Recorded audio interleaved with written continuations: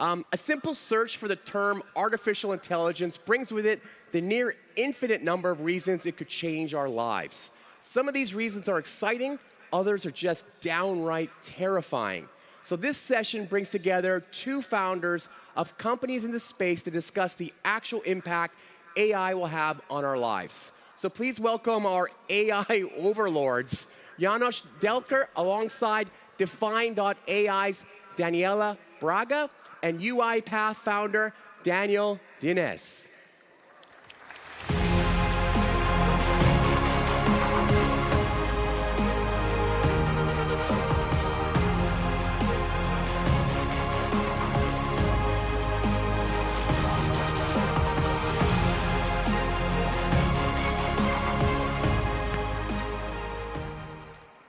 All right.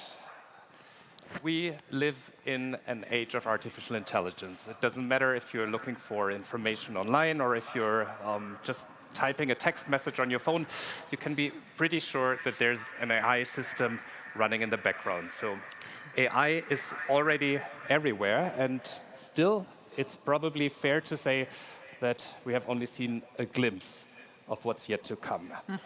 So let's talk about AI in the coming 20 minutes. My name is Janosch Delcker. I'm DW's Chief Technology Correspondent.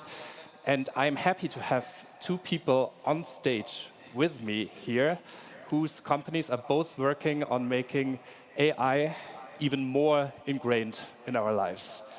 Daniela Braga is the founder and CEO of Defined.AI, previously known as Defined Crowd, which is an online marketplace where users can buy and sell AI tools, models, and data. And Daniel Dines is the co-founder and CEO of UiPath, which is working in robotic process automation.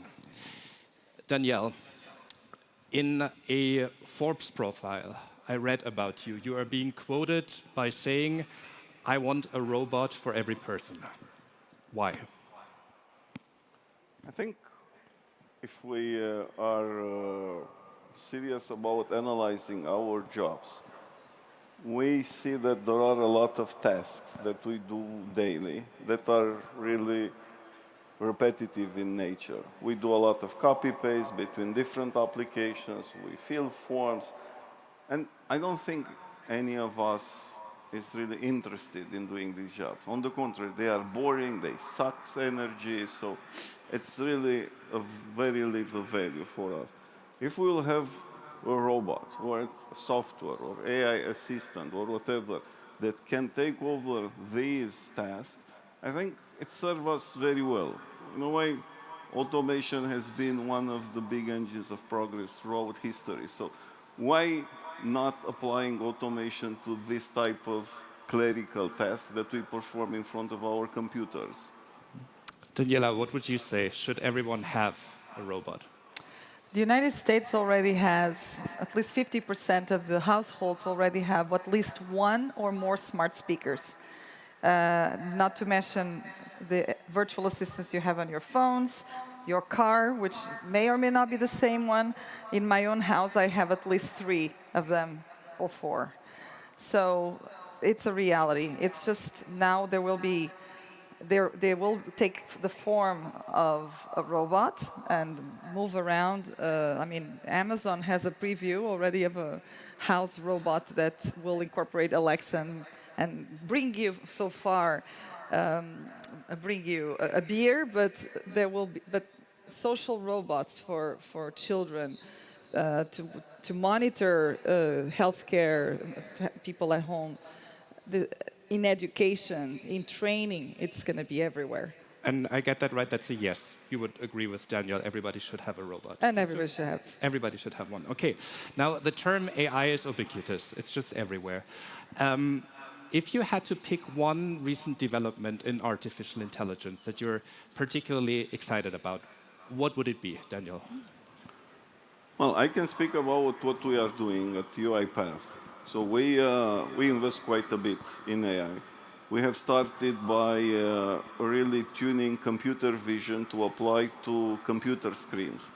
So our technology is capable of looking to a computer, to an application, and operate it like a human user. So we've done a lot of work to specialize computer vision for this particular area, which I'm really proud of. I think we have a really world-class leading technology. Now we are pushing the envelope towards what we call semantic AI. Because we believe that today, while AI is capable of understanding patterns in data, AI doesn't have the knowledge about data itself. This is why if we apply to this repetitive copy-paste between applications, this is one of the reasons this problem is not solved, is because computers don't understand the source of data, don't understand the target of data. Imagine that we will understand in one click, I can say Control-C, copy the content of a page, in one click, Control-V, match everything. This is semantic AI. This is really understanding the data and the connection between data. So I'm really excited. We are investing a lot of effort into this new development. It's understandable that you're excited about your AI application. Daniela, what's the one AI application that you're excited about? Two things. The latest redevelopments in neural networks that allow synthetic data to be created. GPT-3 for text, and it's today possible to almost build a paper. Imagine that from a computer. And the other technology that I've actually been showing here in the WebSummit is Wavenets for synthetic speech, which allows you to create an indistinguishable version of your voice, your synthetic voice, by a computer. I'd love to show you that at some point. You cannot distinguish between my voice and my synthetic voice anymore. These are some of the most exciting technologies. Exciting and also a bit scary, right? But we'll get to that.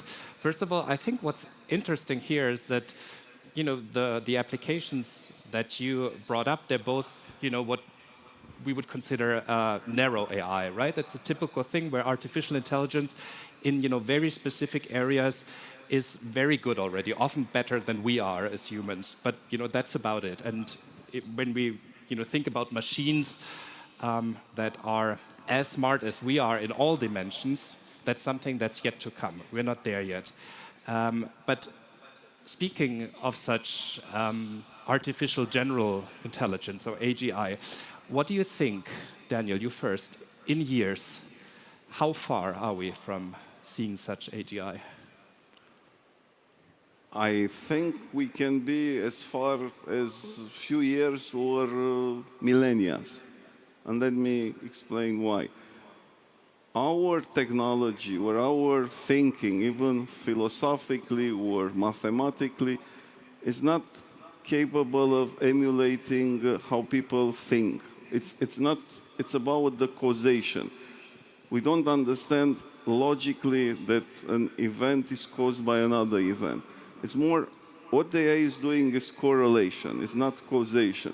So until we are not figuring out the causation, we are far away, and we don't know today. There is no model that, as far as I know, that is capable of doing this at all. And if you had to give an estimate, you can't. You would say like... I really no, can't. No. What about you?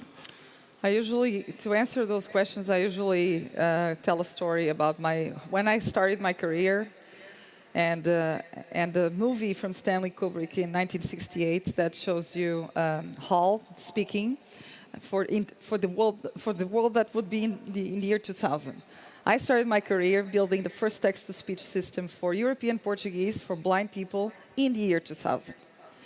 We were very far from that reality that was depicted in 1968. So it takes so long. Right now, we can only develop one system at a time. To combine multimodal, for example, multimodal systems, make them interoperate, or probably 50 years from now. We're not even close. It takes almost 30 years later, 21 years later, we're starting to be close to... We're 20 years already behind, basically. But should it be our goal just generally speaking, to reach AGI? I think it takes time. It just takes time to get to certain humanity leaps of technology development. Should we be there? Then it gets into the ethical piece. For us scientists, what we want to do, as scientists, I have different hats. As scientists, you want to get to the best of the technology, indistinguishable from humans. The ethical part, which it's also another hat that I'm actually driving with the task force that I'm part of in the Biden's administration. Then you're talking about what should it be? Should we regulate that? Should we certify? Should we create standards? And so should we aim for AGI? I think we will get there because nobody stops the development of humanity, but we need to create boundaries and guidelines for us humans to deal with it. But it's unstoppable. What do you think? Should we aim for AGI? Well, in the end, I think it's all about us, people. So why not? If we, I don't believe in theories of really us capable of building something that will control us. Even if we think about our creators, whether they are, we are not capable of creating them. So either we've come out of nowhere and it's just, something that happened accidentally. But if someone has created us, I don't think we have a chance of basically controlling them. So I think it's going to be the same with general AI. If we are capable of creating and simulating, I think we will evolve dramatically. But then where should we stop? Once we've reached AGI, are we stopping at that point? Or what's next? Well, AGI will create turn another AGI, so I think it's an infinite cycle. Does that worry you? That idea, we don't know if that's going to happen, but 70 years, 80 years ago, it was unthinkable to transplant a heart. What worries me is poverty, it's hunger, it's wars. It's not general AI. I agree. What worries me is us humans. Is how we use technologies, how we take care of our planet, and how we raise our robots, the same way as how we raise our children. If we ever get to the point of AGI, where do you see developers reaching AGI for the first time? We're here in Europe to see developers in Europe doing that. Do you see developers in the US, in China, elsewhere in the world? Well, I believe AGI, it's really a big research effort, that it's global. I don't see only one nation right now having the capability of developing AGI. So I believe it's going to be really a collaboration across the world in order to put it in practice. It's not going to be Europe. If anything, it will be a race between the US and China. And it's a matter of resources. Both countries are putting 70% of the AI resources on this with different rules and access to data. And it's not right or wrong, it's just different. So it will be a race. It is already a race. And you're, participating in that race. You're both working on AI technology. Based on your experience from your day-to-day work, would you say there are too many rules, too much regulation at the moment, or too little? Too little. Too little? No regulation whatsoever. Exactly. What about you? Well, I believe that Europe is raising a bit to understanding the significance of AI. And the risk that we have here in Europe is to become a consumer of AI. So like Daniela said about US and China, we might ended up really paying for AI without having the IP. That's the biggest risk. And despite all the regulations, if China will invent an AI that will detect cancer, we are going to use it, regardless if we like it or not. So we better develop ourselves. So this is why I think regulations should be really fine-tuned for different use cases. You cannot apply same cookie cutter to everything. What's the status quo? I mean, is it fair to say that right now, because you said there are no rules, would you say that it's then companies like yours, the industry working on AI technology that is in effect deciding what rules to code, what ideas to code into the technology? Just to give you an idea, we're being after the certification standards everywhere. We, as a company, as Defined.AI, and there's no such thing. Last week, I finally, after digging into all my connections, discovered through the World Economic Forum, which we're part of too, that there's a non-profit, got to be an independent organization that is starting to make the first steps. It's called Responsible AI in the United States, with all the big non-profit and some companies like IBM and the American Express. And the regulations and certifications are starting first in healthcare, naturally, because AI, it's financial services and labor. But what about the other 20 more industries out there? It's up to all of us in our industry. We're going to drive our own industry in the human-computer interaction. We have to bring everybody to the table, but it's such a specific thing that every industry needs to drive their own and certify it by an independent party.